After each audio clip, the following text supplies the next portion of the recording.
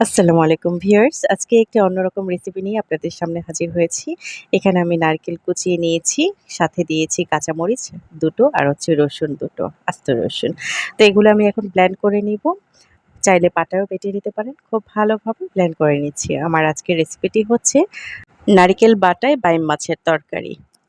এই তো নারকেলের পেস্ট হয়ে গেছে। অল্প একটু পানি দিয়ে ভালোভাবে পেস্ট করে নিয়েছি। চাইলে শুধুমাত্র নারিকেলের দুধ দিয়েও এই রেসিপিটি তৈরি করতে পারেন। মাছ কুটে রেখেছি, ধুয়ে রেখেছি, ছিলকা ছিলে, তারপর হচ্ছে মাছের ভেতরে তেল, তারপর কলিজা ছিল সেগুলো আমি নিয়ে নিয়েছি। আর মাছের চামড়াটাও ভালো মতো পরিষ্কার করে নিয়েছি। অনেকে নেন, অনেকে হয়তোবা ফেলে দেন। তো এখানে আরো কিছু মসলা, আদা বাটা, পেঁয়াজ কুচি, গরম মসলা মানে তেজপাতা, দারুচিনি, এলাচ আর হচ্ছে আ নারকেল বাটা যেটা সেটা তো অবশ্যই আছে। তো আমি এখন রান্না বসিয়ে দিয়েছি। তেল দিয়েছি, জিরার ফোড়ন আর হচ্ছে মসলা যেগুলি দারুচিনি, এলাচ, আ তেজপাতা একসাথে করে একটু ভেজে তারপরে পেঁয়াজ কুচি দিয়ে দিচ্ছি। একটু ভালোভাবেই ভেজে নেব। এই রেসিপিটি সাধারণত যেখানে নারিকেলের বাংলাদেশের মধ্যে নারকেল সবচাইতে বেশি পাওয়া যায় লাইক হচ্ছে বরিশাল, নোয়াখালী ওসব অঞ্চলে কিন্তু নারিকেল প্রচুর হচ্ছে উৎপাদন হয়।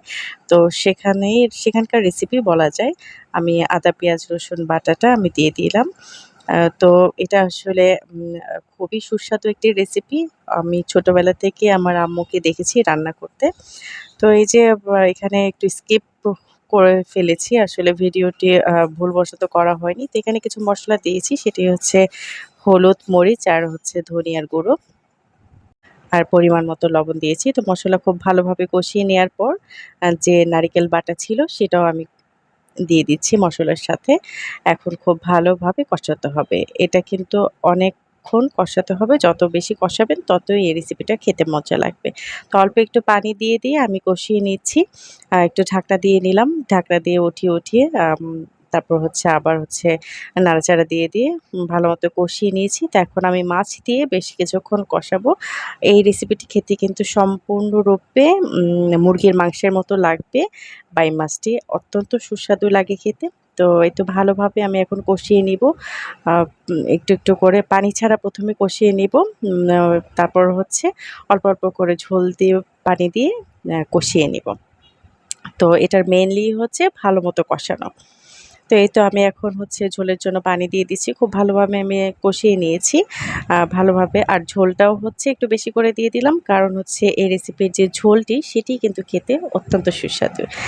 তো প্রায় হয়ে গেছে। আমি আর বেশি ওই ঝোল কমাবো না। আমি এখন টেলে রাখা জিরার গুঁড়ো দিয়ে কিছুক্ষণ রেখে আমি নামিয়ে ফেলবো।